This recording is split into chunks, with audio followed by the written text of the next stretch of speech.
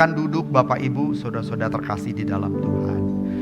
Puji Tuhan, selamat siang, shalom.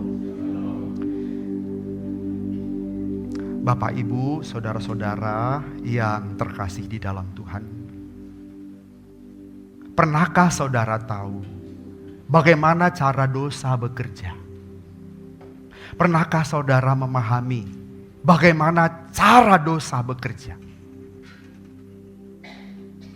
Dosa tidak datang seperti preman. Dengan suara keras, dia menakut-nakuti kita. Atau seperti preman, dengan suara kerasnya memaksa kita untuk melakukan kehendaknya. Tidak. Dosa tidak datang dengan ancaman.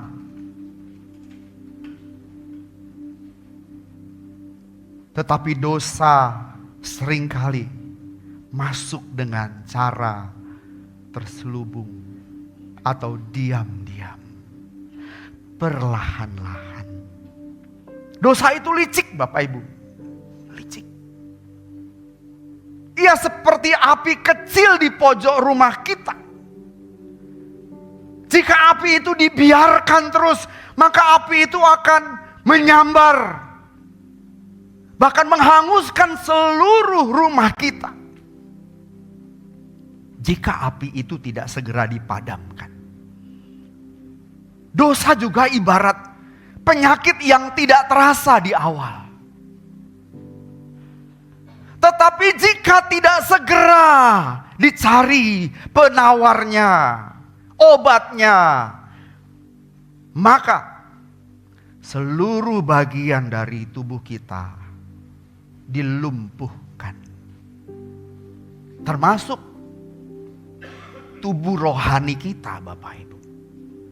Jika dosa dibiarkan, awalnya tidak terasa. Tetapi endingnya sangat menyakitkan dan membinasakan. Jadi dosa masuk Bapak Ibu secara perlahan-lahan.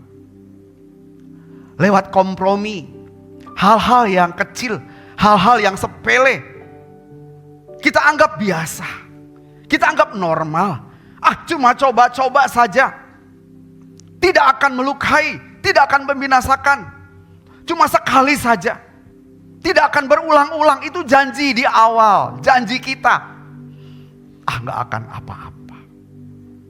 Itu jalan masuk dosa, lewat kompromi kecil. Awalnya cuma coba-coba merokok Bapak Ibu. Coba-coba merokok. Tapi setelah mencobanya, maka seseorang menjadi terbiasa. Setelah terbiasa, maka seseorang menjadi terikat. Terikat. Coba saya tanya. Habis makan Bapak Ibu, perhatikan. Banyak orang habis makan apa yang dicari? Kalau enggak merokok, ada yang kurang. Benar enggak? Kalau nggak merokok, terasa ada yang kurang. Itu namanya terikat, terbelenggu. Kenapa kok harus? Habis makan kenapa harus merokok?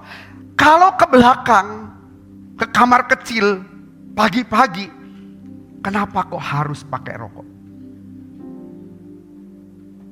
Kenapa kok pakai harus merokok? Itu namanya terikat, terbelenggu. Awalnya coba-coba, obat-obatan, coba. Pengen tahu, setan bisikkan di telinga kita, sekali-kali coba, nggak dosa, coba. Biar tahu dunia seperti apa. Dia coba. Oh begini, biasa ya. Coba lagi, cari tahu rasanya gimana. Dia coba lagi, entah itu ekstasi, entah itu Inex dan lain sebagainya. Akhirnya jadi terbiasa. Terbiasa. Satu belum apa-apa, karena terbiasa. Mesti dua. Dua belum apa-apa, mesti tiga. Tiga belum apa-apa, mesti empat dan seterusnya. Akhirnya terikat.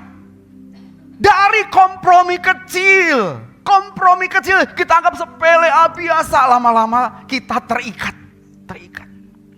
Dan sampai akhirnya kita menjadi hamba dosa. Kita diperbudak rokok, diperbudak minum-minuman keras, diperbudak obat-obatan terlarang. Dan banyak hal yang memperbudak kita. Sampai gak bisa lepas. Saudara, pernah gak melihat sebuah pohon besar yang awalnya begitu kuat dan kokoh, tapi lama-lama pohon itu tertutupi oleh tanaman parasit, benalu. Awalnya benalu itu cuma 1 atau 2 batang saja, melingkar di batang pohon. Tapi lama-lama pohon yang kuat, pohon besar yang kokoh itu dipenuhi oleh benalu. Pernah lihat Bapak Ibu? Jadi benalu itu menjalar, melilit, dan menutupi seluruh pohon. Akibatnya, tanaman parasit ini menghalangi cahaya matahari masuk. Sehingga pohon itu tidak bisa melakukan fotosintesa. Sehingga pohon itu tidak bisa membuat makanannya. Dan lagi pula, benalu itu pada akhirnya mengisap sari-sari dari batang induk pohon itu. Jadi pohon yang besar, kuat dan kokoh itu pada akhirnya kering, mati gara-gara benalu. Benalu yang tadinya hanya 1-2 batang, dia melilit, dia melingkari semua bagian dari pohon itu, dan pohon itu pun mati. Demikian juga dengan dosa dalam hidup kita, Bapak Ibu, mohon diperhatikan baik-baik. Awalnya mungkin hanya kebohongan kecil. Bohong kecil. Biasa itu, bohong putih. Biasa itu. Jadi kebiasaan bohong, Bapak Ibu. Sudah makan? Gak enak jawabannya sudah. Sudah makan? Tapi banyak orang kalau ini jujur belum. Maksudnya biar ditraktir makan. Tapi kalau yang lain ditanya sudah makan. Biasanya karena gak enak pendeta yang nanya. Udah makan belum? Sudah Pak. Bohong kecil. Tapi biasanya bohong itu akan ditutupi lagi dengan bohong. Jadi bohong itu dosa yang paling cepat beranak, Bapak Ibu. Sudah makan? Oh sudah Pak Pendeta. Makan di mana? Ngarang kan pasti. Warung Padang Pak Pendeta. Warung Padang di mana? Di Harapan Indah Pak Pendeta. Harapan Indah sonoan. Pokoknya sonoan mana? Oke. Makan apa? Bohong lagi enggak? Makin saya tanya, bohongnya itu makin banyak. Jadi dosa adalah dosa yang beranaknya paling cepat. Akhirnya jadi terbiasa bohong. Terbiasa bohong. Dari kompromi kecil, bohong kecil. Orang yang tidak mungkin bisa berani korupsi triliun kalau belum pernah nyolong 100.000. 100.000 aman, 100 juta aman, 1 miliar aman, 2 miliar aman, 100 miliar aman. Gak mungkin dia berani 1 T. Tiba-tiba ceritanya bagaimana jalan ceritanya bisa langsung 1 T kita bisa nyolong. Gimana jalan ceritanya? Lihai Pak, udah terbiasa, percayalah. Percaya gak Pak? Gak mungkin dia bisa dipercaya setan dan diberi peluang untuk nyolong sekian ratus T kalau dia belum pernah nyolong 1 miliar. Pernah pasti. Cuma kan gak ketahuan. Justru karena gak ketahuan jadi rasa nyaman. Gak ada yang tahu ini. Akhirnya terbelenggu.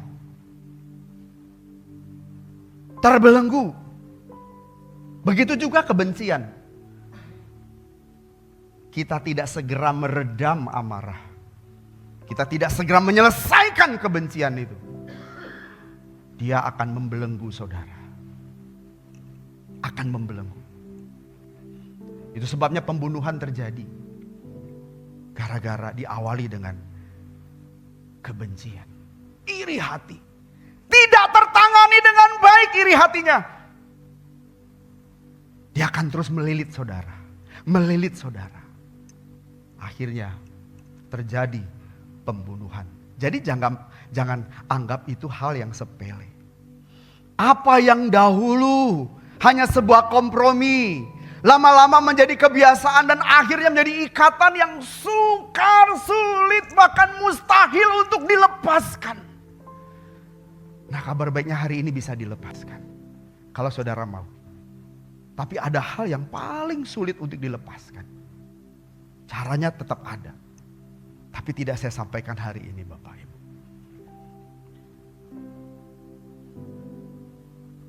Jadi Bapak Ibu sesuai dengan apa yang dikatakan Yohanes 8 ayat 34. Kita baca bersama.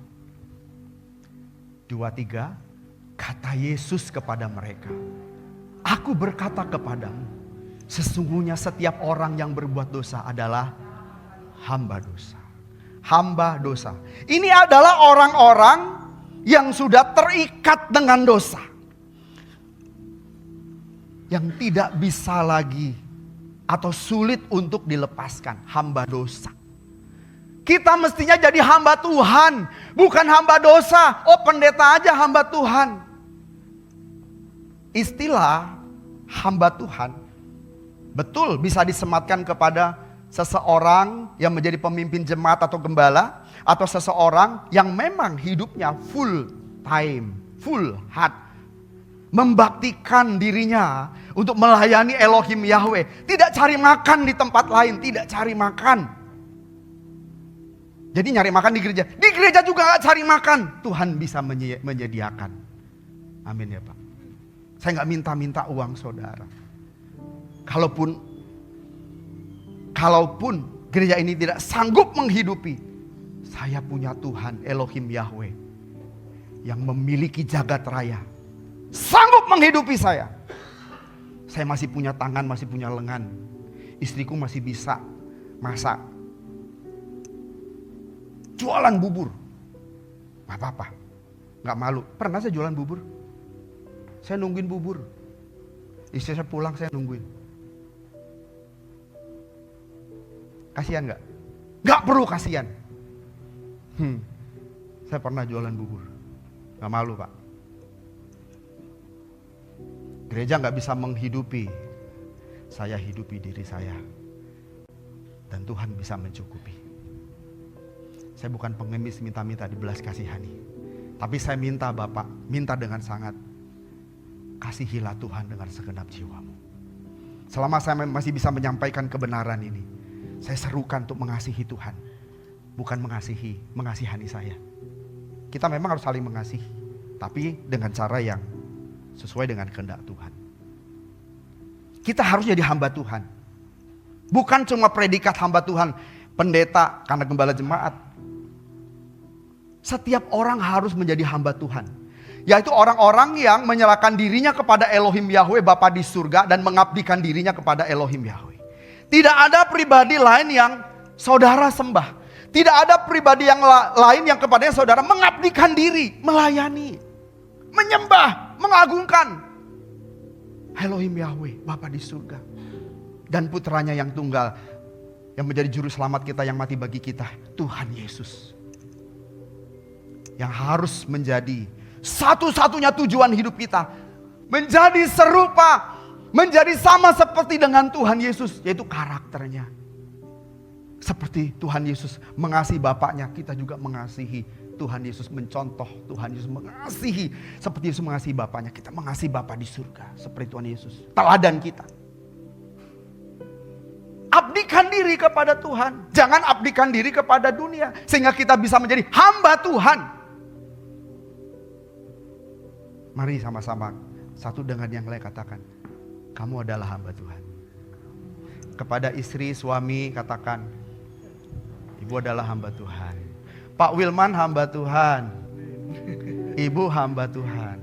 Yaitu orang-orang yang mengabdi kepada Tuhan. Bukan mengabdi kepada dunia, bukan mengabdi kepada dosa, mengabdi kepada Elohim Yahweh. Kita semua hamba Tuhan. Walaupun gak semua jadi pendeta, betul. Kalau semua jadi pendeta, jam begini semuanya khotbah bising Bapak Ibu. Gak ada yang bisa didengerin. Gak ada yang bisa didengerin. Om Nayohan khotbah, Ibu Tuti khotbah, Pak Wilman apalagi khotbah juga. Siapa yang mau didengerin? Bagian saya duduk di kaki Tuhan, membawa pedupaan dan membawa hidup saudara ke kaki Tuhan. Aku berdoa untuk Pak Wilman. Aku berdoa Tuhan untuk jemaat Tuhan, Ibu Sijabat. Aku berdoa Tuhan buat Ibu Nani. Aku berdoa Tuhan buat Ibu siapa yang Tuhan taruh dalam pikiranku. Pagi-pagi aku bawa pedupaan, aku berdoa Tuhan berkati. Aku tidak tahu apa yang terjadi. Tapi ketika engkau mengingatkan nama itu, ada sesuatu di alam roh yang harus didoakan, harus diperangi. Ku minta kuasa Tuhan berkarya dalam hidupnya. Ada peperangan dalam alam roh Bapak Ibu. Jangan main-main, setan tuh ada. Demit tuh ada. Peperangan roh ada Bapak Ibu. Makanya ada malaikat perang. Dan kita membutuhkan menjadi penjaga bagi kita semua. Ada malaikat perang. Makanya kita mesti cari Tuhan ya Bu Nani. Di waktu yang singkat ini. Kita harus jadi hamba Tuhan. Orang-orang yang mengabdi kepada Tuhan. Bukan mengabdi dan terikat kepada dunia. Bapak Ibu, perhatikan ya. Kalau misalnya rumah dibiarkan kosong. Rumah dibiarkan kosong, ditinggalkan tak berpenghuni. Apa jadinya rumah itu? Rusak. Pohon-pohon liar mulai tumbuh. Lalu kemudian pohon-pohon yang merambat mulai memenuhi seluruh sisi rumah, tembok-tembok semua dipenuhi. Dan akhirnya merusak seluruh bagian dari rumah itu. Tidak cukup sampai di situ. Rumah yang dibiarkan kosong, tak berpenghuni itu satu hari akan dimanfaatkan oleh orang-orang yang tidak bertanggung jawab. Ngapain mereka? Kumpul-kumpul, memanfaatkan rumah itu, menggunakan untuk tempat berjudi, minum mabuk, dan melakukan aktivitas ilegal di dalamnya. Dan rumah itu menjadi sarang penyamun. Rumah yang ditinggalkan, penghuninya dibiarkan itu bukan saja rusak secara bangunan fisiknya, tetapi rumah itu dimanfaatkan orang-orang yang tidak bertanggung jawab dan menjadi sarang orang berbuat jahat. Banyak rumah yang seperti itu ditinggalkan, digunakan orang lain.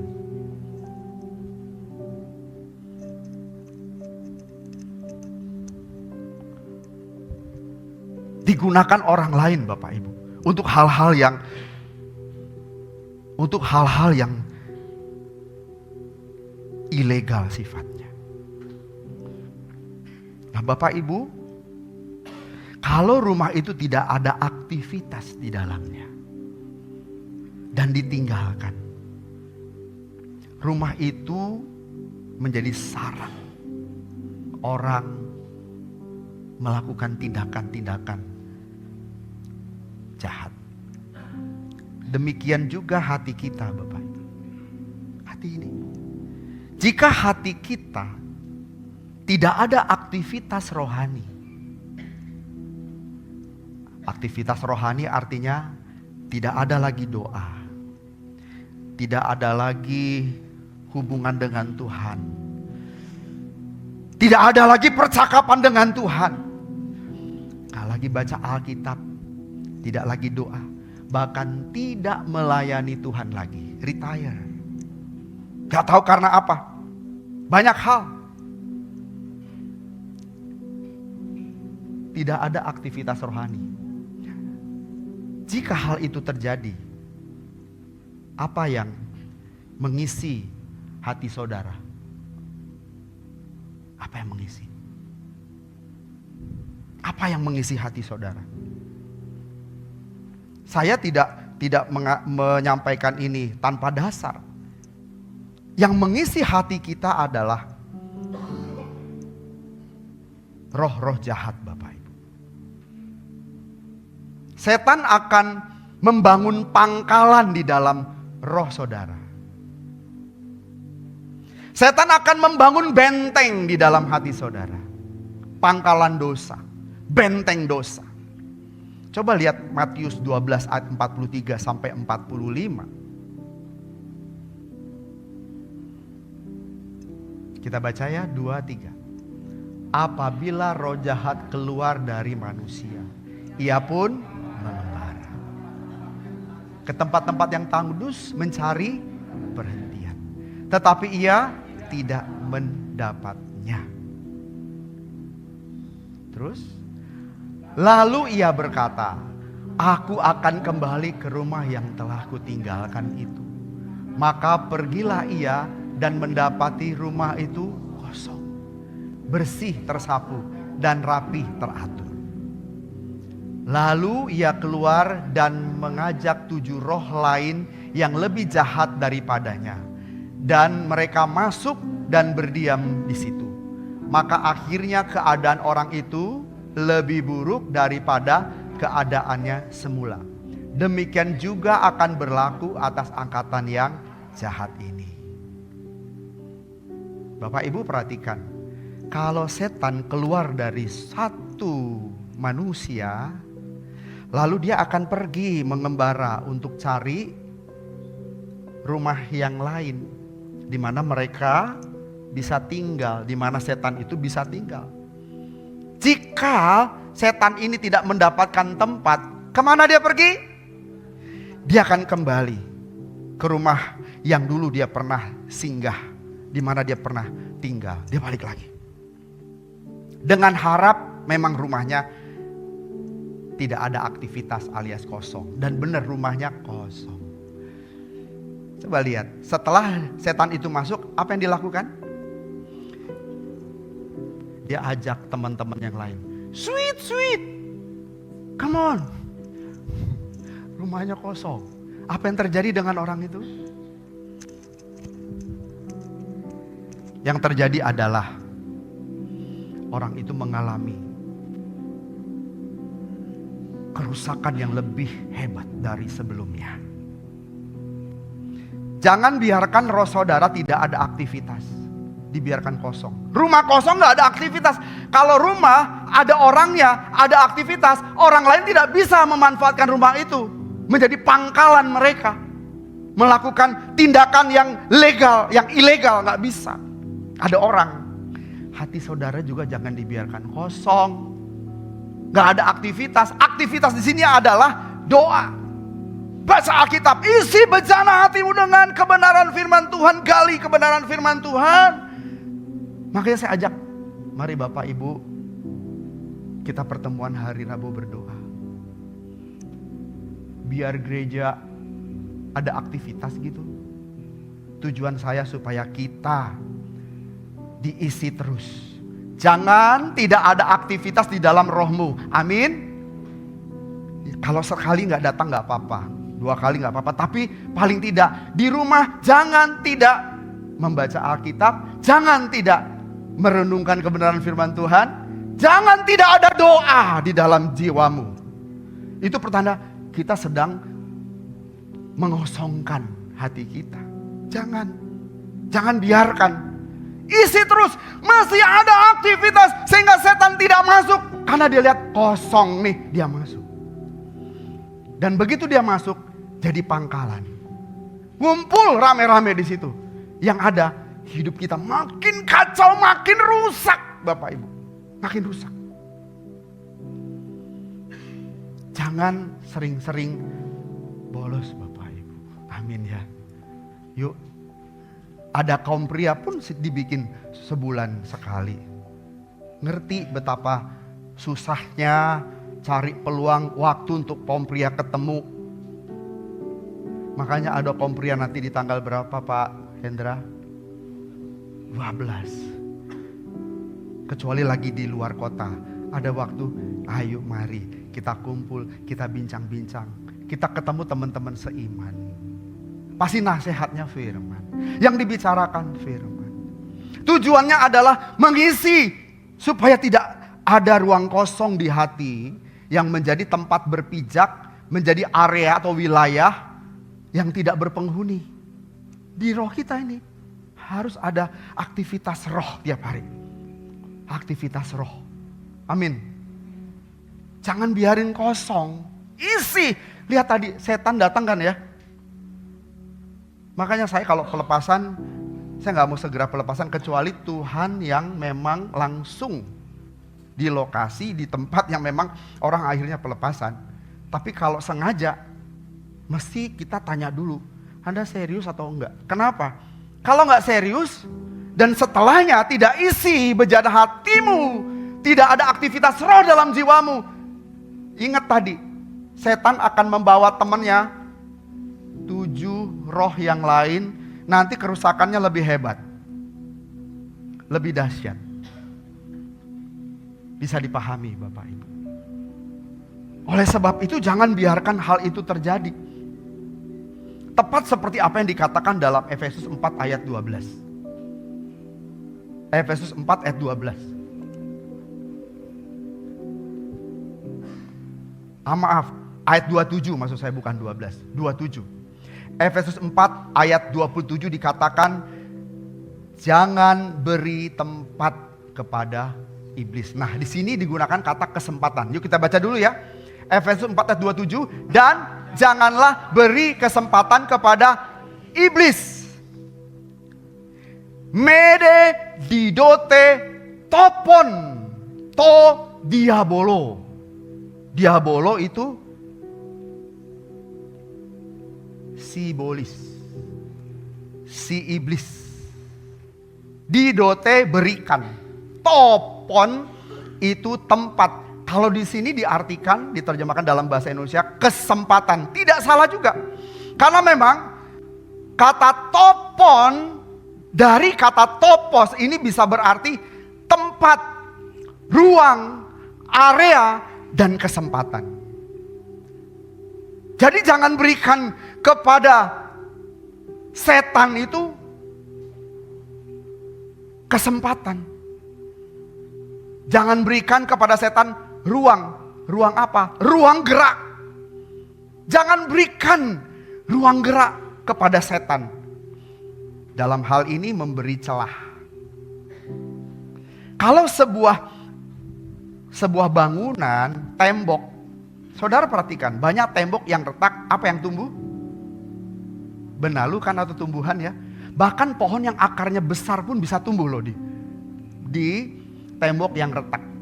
Cukup keretakan dalam tembok rohani saudara, itu bisa membuat tanaman benalu itu tumbuh. Dan kalau dibiarkan, coba tanya ini, sipil. Apa yang terjadi Bu? Tukang bangunan. Itu rumah bisa retak, temboknya pecah. Kenapa? Kalau sampai akarnya itu makin gede, tembok itu bisa pecah.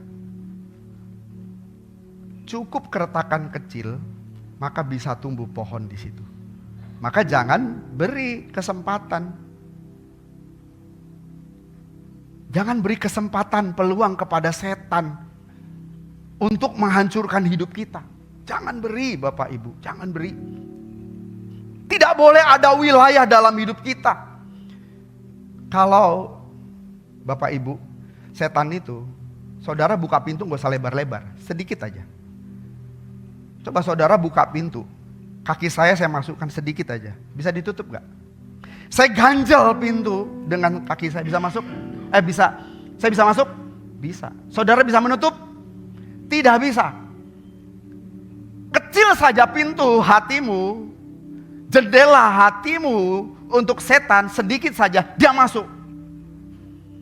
Jangan kompromi dengan dosa. Sekecil apapun, katakan amin. Jangan kompromi. Paulus mengingatkan bahwa hal-hal kecil, jika tidak dibereskan, menjadi pintu masuk bagi setan Bapak Ibu. Tolong dengar baik-baik. Tolong dengar baik-baik. Dan juga topos itu menjadi pijakan, foothold, tempat setan berpijak. Menjadi pijakan legal. Saya nih termasuk nih yang jadi pembicara pendeta, Pak. Ya gak boleh bikin salah, gak boleh bikin dosa. Apalagi punya cem-ceman. Punya teman tapi mesra TTM. Gak boleh. Kenapa? Setan itu bisa menjadi tempat berpijak dia. Data buat dia. Ketika saya mengusir setan, dia bisa bacain. Aku punya data. Kenapa kamu ngusir-usir saya? Betul. Coba buka WA kamu. Setan bisa begitu. Buka WA kamu. Ngusir-ngusir. Ngerti nggak? Setan informannya banyak. Bukan dia mau tahu, informannya banyak. Jadi kita nggak bisa kemana-mana. Makanya nggak boleh bikin dosa. Takut saya. Karena musuh saya tuh roh-roh jahat. Musuh saudara juga loh sebetulnya. Jangan berpikir, pendeta doang, gue mah bukan. Sama Bapak Ibu. Kita dalam kondisi berperang hari ini. Jangan buka kesempatan. Buka kesempatan, bikin celah, buat dosa. Masuk datanya. Dan secara legal, setan bisa, karena dia punya data, dia bisa menuduh kita di hadapan Tuhan. Tuhan mau berkati kita, setan bisa berkata, sorry Tuhan, dia begini-begini, kita dibacain. Gak boleh dong, gak boleh diberkati. Berkat Tuhan terhalang. Paham gak Bapak Ibu? Karena dia berdiri di atas kesalahan kita. Dan itu menjadi alibinya supaya kita gak diberkati. Dan dia berhak atas hidup kita. Sekarang aku mau berikan penyakit buat ibu. Makanya ketika setan datang kepada Bapak mau menyerang Ayub, kan mesti izin tuh. Tapi memang gak ada kesalahan ditemukan di Ayub. Tapi untuk menguji, ya udahlah, terserahlah. Selama ini kan engkau melindungi. Setan gak bisa bikin apa-apa karena Elohim Yahweh melindungi Ayub. Nah sekarang setan mau bikin sesuatu.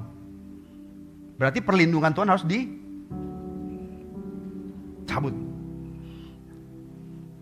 Kenapa Tuhan melindungi Ayub?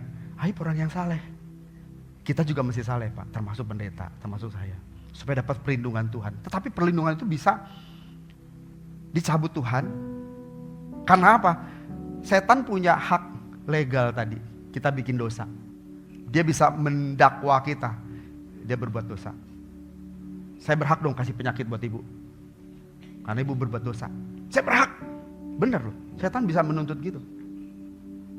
Dan perlindungan dicabut. Betapa bahayanya Bapak Ibu. Makanya jangan biarkan dosa atau setan itu ada dalam hidup kita. Roh kita ini menjadi pangkalan setan. Pangkalan dosa. Pangkalan dosa itu apa sih? Pangkalan dosa maksudnya? Pangkalan dosa adalah tindakan atau aktivitas yang kita berikan akses, tindakan aktivitas dosa di mana ada akses dalam diri kita. Tindakan aktivitas dosa yang kita berikan akses dalam diri kita. Ada akses masuk. Ada akses masuk. Itu akhirnya dosa bercokol, hidup kita ini, roh kita menjadi pangkalan setan. Sampai di sini bisa dipahami Bapak Ibu. Jadi jangan berikan kepada setan itu tadi apa? Ruang gerak, wilayah, area di mana dia bergerak bebas. Jangan beri kesempatan pokoknya. Jangan beri kesempatan, peluang di mana setan itu bisa berpangkal. Bisa jadikan roh kita itu pangkalannya. Paham Bapak Ibu? Bentengnya. Jangan. Dengan apa? Nah, banyak hal yang kita simpen. Makanya, jadi kalau dikatakan benteng dosa, pangkalan dosa itu apa? Satu ini Bapak Ibu. Ya, satu, pikiran yang tidak diperbaharui. Itu satu. Kedua, dosa tersembunyi yang tidak diselesaikan. Itu pangkalan tuh. Menjadi pangkalan setan. Yang ketiga, yaitu kebiasaan buruk yang dibiarkan terus-menerus. Itu jadi pangkalan setan. Yang terakhir, lingkungan, pergaulan yang melegalisasi dosa, yang menyetujui dosa. Kalau saudara bergaul dengan LGBT, setuju nggak dengan tindakan LGBT? Setuju. Saudara bergaul dengan mereka, bergaul erat, lama-lama transfer nggak? Jadi LGBT nggak? Iya. Dan itu tempat berpijak atau pangkalan. Ada 4 hal tadi Bapak Ibu. Yang pertama apa? Pola pikir yang tidak diperbaharui.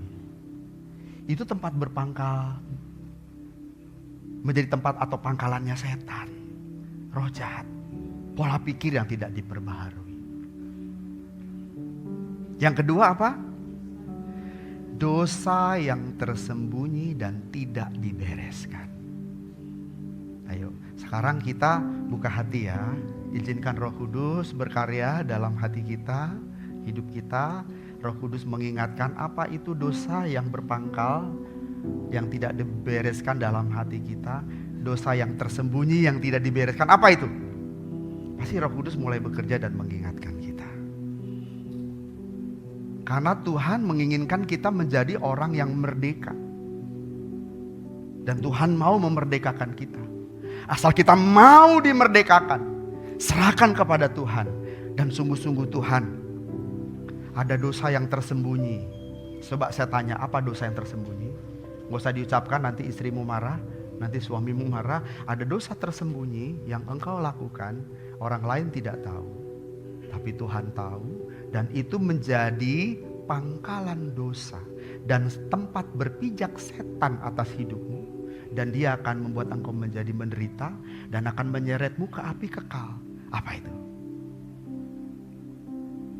Dosa tersembunyi yang kita lakukan orang gak tahu. Jangan pikir Tuhan gak tahu. Kalau hari ini kebenaran firman disampaikan seperti ini, berarti Tuhan menginginkan saudara melepaskan itu. Akui di hadapan Tuhan, lakukan pemberesan dosa tersembunyi. Yang ketiga apa tadi? Kenapa? Ya, kebiasaan buruk.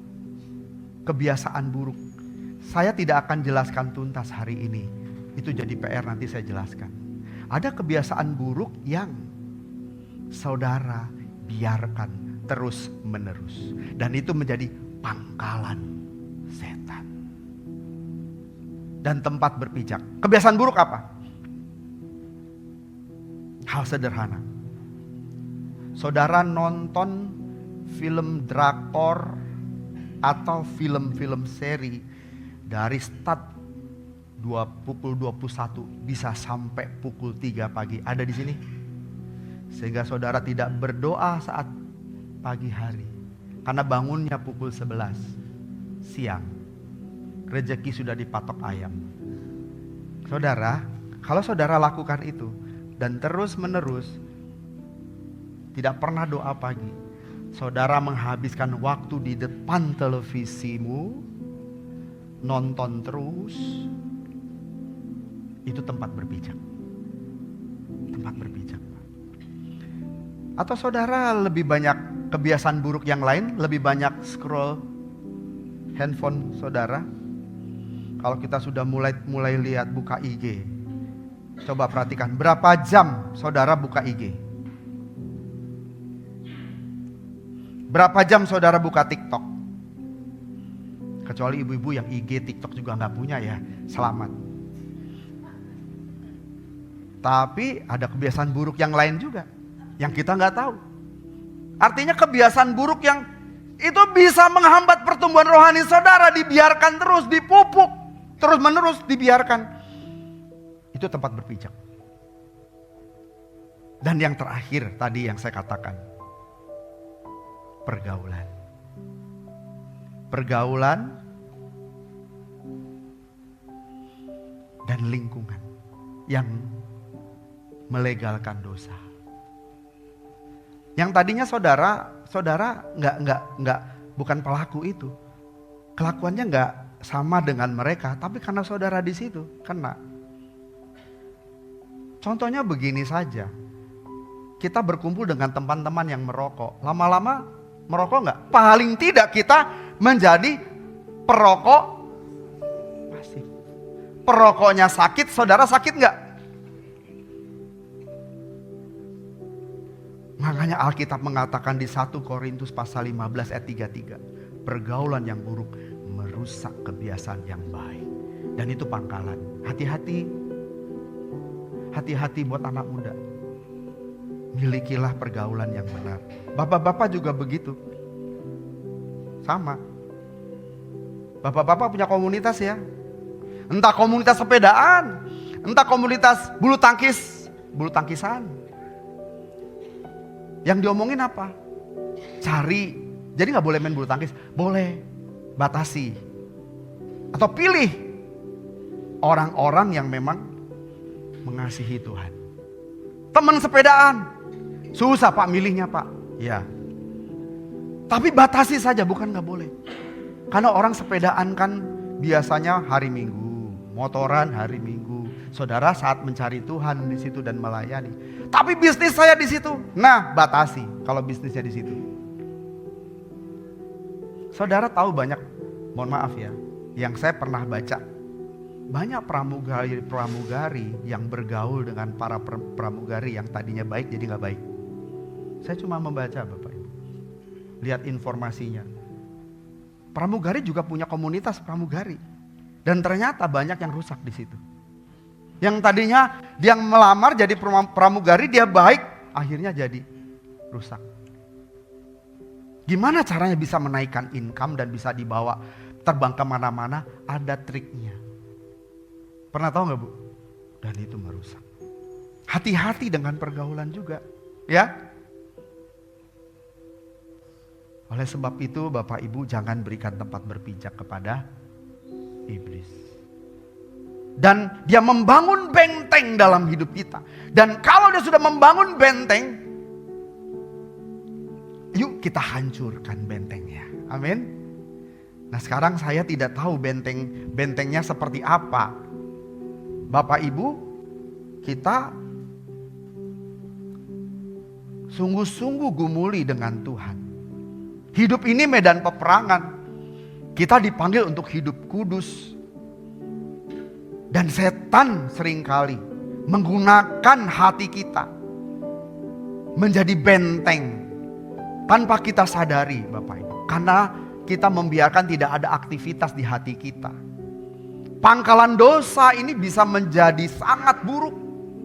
Yuk kita selesaikan siang hari ini dengan mengundang Tuhan masuk dalam hidup kita.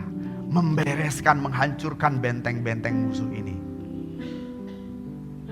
Mari kita menyerahkan hidup kita kepada Tuhan. Mari kita mengangkat pujian, penyembahan. Kita minta Tuhan memulihkan kita. Kiranya kebenaran ini memberkati kita semua. Amin, amin. Mari kita berdiri. Kita berdiri.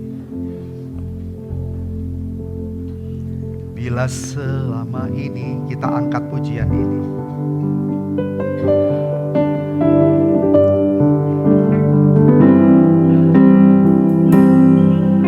bila selama ini ku belum berkenan di hadapanmu,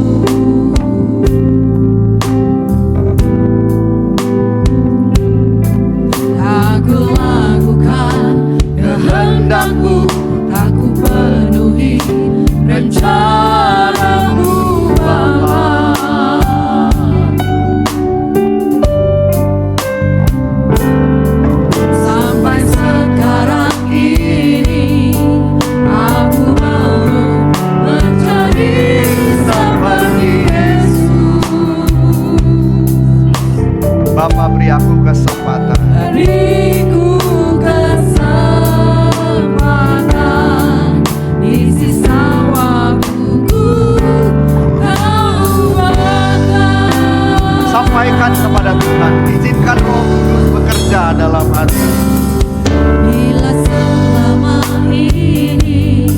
Bapa.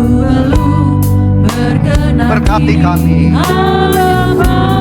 nyatakan kuasa Roh-Mu untuk menghancurkan setiap benteng yang sudah terbangun dengan kekuatan Roh-Mu Bapa, dengan kekuatan kuasa-Mu Bapa.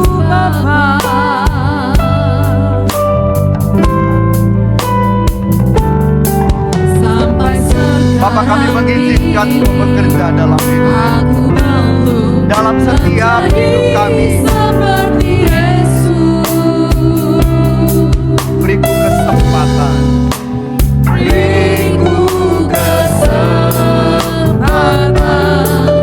di sisa waktuku aku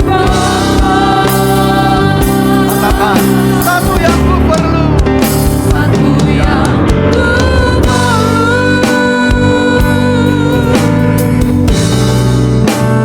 mohon padamu,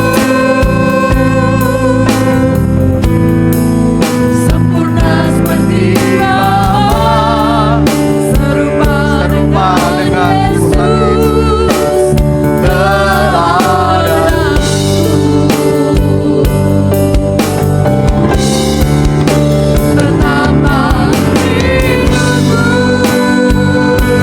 berkenan padamu.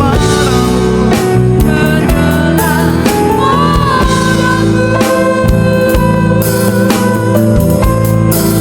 sampai di rumah Bapa bertemu Tuhanku, berkenan padaku. Biar musik menalurkan Bapak Ibu, kita cari wajah Tuhan bersama-sama. Izinkan Roh Tuhan bekerja dalam hidup saudara, dalam hidupku, dalam hidup setiap kita. Izinkan Roh Kudus bergerak saat ini, mengingatkan akan benteng yang sudah dibangun oleh roh-roh jahat itu. Kiranya mata rohani kita diselikan. Diam-diam roh jahat sudah membangun benteng di dalam hidup kita, harus diruntuhkan. Karena diam-diam dia akan mengambil alih hatimu. Diam-diam dia akan mengambil alih seluruh hidupmu dan akan menghancurkanmu. Inilah waktunya. Mari kita bersama membongkar pangkalan dosa. Kita membangun kembali bangunan yang kudus di hadapan Tuhan. Kalau selama ini kita biarkan hati kita kosong, tidak ada aktivitas rohani di sana. Saat ini minta kepada Elohim Yahweh di dalam nama Tuhan Yesus untuk menghidupkan kembali aktivitas rohani, aktivitas roh dalam hidup kita, agar pangkalan dosa itu dihancurkan. Kiranya Tuhan mencelikan mata rohani saudara dan memperlihatkan kepadamu, diam-diam roh-roh jahat itu sedang membangun benteng. Jangan sampai benteng itu semakin kuat, benalu dosa yang semakin melilit saudara dan membinasakanmu. Orana masai diarala masai. Haleluya. Roh Kudus, bekerjalah di antara kami. Roh Kudus, celikan mata roh hati kami, celikan mata roh hati kami. Glory bagimu. Kenapa kami tidak menjadi seperti Yesus? Tidak semakin cemerlang. Kenapa rohani kami sakit-sakitan? Ingat, setan sudah membangun benteng dan pangkalan dalam hidupmu. Itu harus dihancurkan. Yuk kita periksa hati kita. Mari kita bongkar pangkalan dosa dalam hidup kita. Roh Kudus, hancurkan setiap benteng yang sudah lama kita biarkan berdiri. Jangan biarkan benteng kita semakin kuat. Oh nalamasai dia nalamasai. Bapa, aku minta campur tangan-Mu Bapa, sehingga umat-Mu menjadi umat yang dimerdekakan oleh Tuhan. Dan rencana Tuhan tidak terhalangi untuk membawa mereka masuk kekekalan, masuk rumah Bapa. Oh haleluya. Terima kasih atas sabda-Mu. Sekarang lepaskan kami dari belenggu dosa yang mengikat kami. Diaralamasai, diaralamasai, diaralamasai, diaralamasai. Elohim Yahweh, belas kasihani kami dan nyatakan kemuliaan, nyatakan kuasa-Mu. Mari malaikat Tuhan, Engkau bekerja saat ini. Malaikat perang-Mu. Oralalamalamasai, diaralamasai. Yeroki narialami parialamasi, yeroloni marialamamasai. Aku mohon malaikat surgawi, malaikat perang-Mu saat ini mulai melepaskan. Aku perangi dalam nama Yesus. Aku perangi dalam nama Yesus. Aku perangi dalam nama Yesus. Oh haleluya. Oh haleluya. Aku mohon Bapa, malaikat perang-Mu berkarya, mengikat, menghancurkan, dan mulai memotong setiap akar-akar benalu dosa.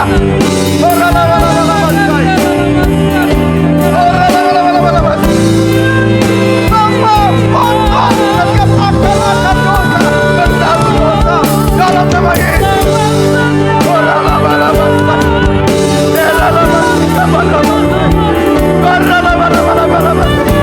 Dilepaskan, dipulihkan hidupmu. Jangan biarkan kepahitan dalam dirimu.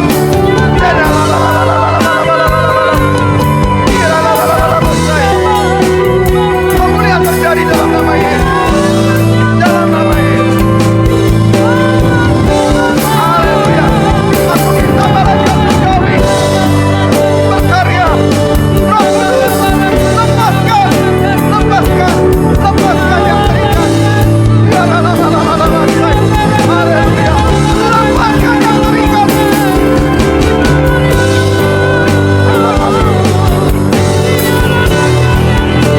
Jangan biarkan kekeringan melanda hidup kita. Angkat hatimu. Berikan pengampunan bagi Tuhan.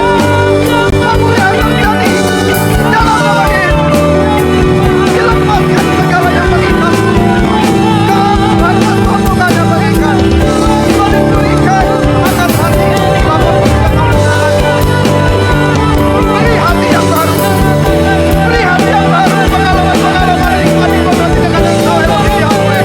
Dalam nama Yesus. Dalam nama Yesus.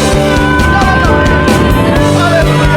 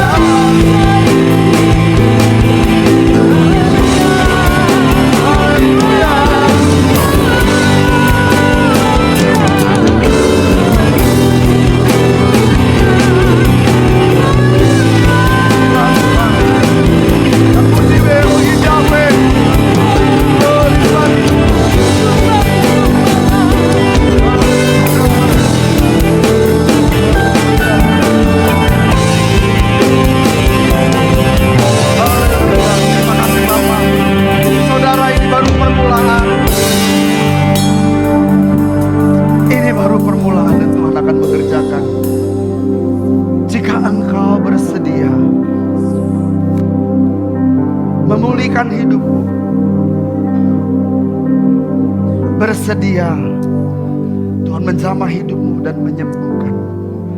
Jika engkau bersedia, Tuhan meruntuhkan benteng-benteng musuh di dalam hidupmu.